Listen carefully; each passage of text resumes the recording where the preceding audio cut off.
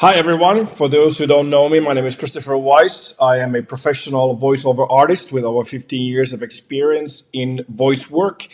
And for the last few years, I've been playing around with AI voices, specifically ElevenLabs, which I find to be the best platform on the market.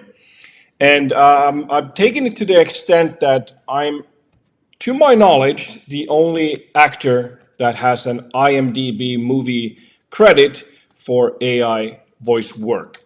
So I'm super proud of that. We did a movie, and the director wanted me to re-record some lines, and then I applied through the ElevenLabs magic other actors' voices on top of my dubbing. So I've been using this extensively, and I've been really happy generally with ElevenLabs. And so now that we got the new actor mode, I was super excited to see what I can do with that. Now, before we go into that, there is a voice changer feature which I've been using already for a while. And so let's try that out first and see how it works.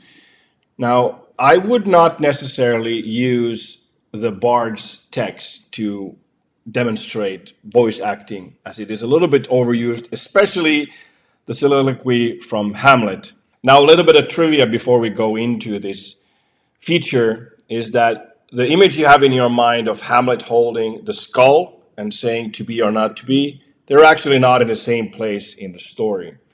So it is a completely different monologue. It's great, but it's not in the same place. So if you see somebody using to be or not to be with the skull, you know that they didn't do their homework appropriately. So let's get into using ElevenLabs.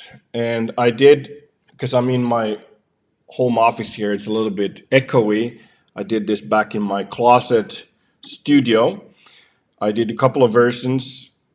One is a little bit over the top, and the other one is super over the top with a fake British accent. So let's see how it sounds first, just the to be or not to be. To be or not to be, that is the question. Whether 'tis nobler in the mind to suffer the slings and arrows of outrageous fortune, or to take arms against a sea of troubles, and by opposing, end them. Now, by the way, before we go into this, if you want to see a hilarious adaptation or hilarious reference of how to pronounce this specific part of the monologue, check out BBC To Be or Not to Be. It should be on YouTube, or you can find it with internet magic. So let's put this one in first. This is basically the voice that I'd like to use, so or like to have. Callum. To be or not to be, that is the question. Whether 'tis nobler in the mind to suffer the slings and arrows of outrageous fortune. That's a pretty good job. Let's do a. Finn has a little bit of a different voice than me, so has a little bit inflection. So let's see if this saves it. To be or not to be, that is the question. Whether 'tis nobler in the mind to suffer the slings and arrows of outrageous fortune, or to take arms against a sea of troubles, and by opposing, end them. Okay. Finn is pretty good. So let's try another voice as well. Let's try a female voice this time. So here we have Jessica. Okay. So let's put Jessica there and generate. And let's see what happens.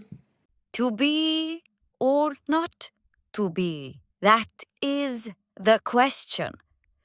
Whether 'tis nobler in the mind to suffer the slings and arrows of outrageous fortune, or to take arms against a sea of troubles, and by opposing, end them.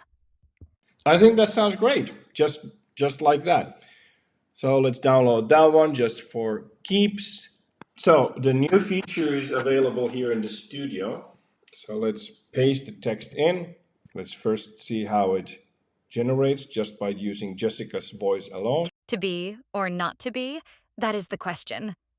Whether 'tis nobler in the mind to suffer the slings and arrows of outrageous fortune, or to take arms against a sea of troubles, and by opposing end them.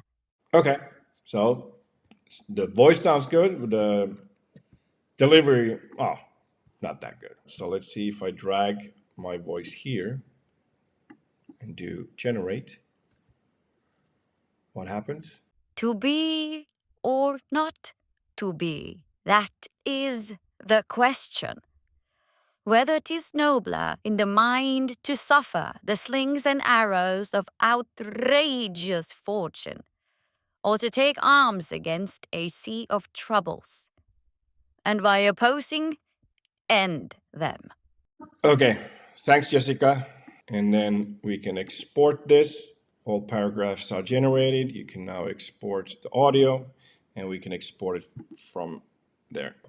So, what I believe right now, and I try to, figure this out in different ways.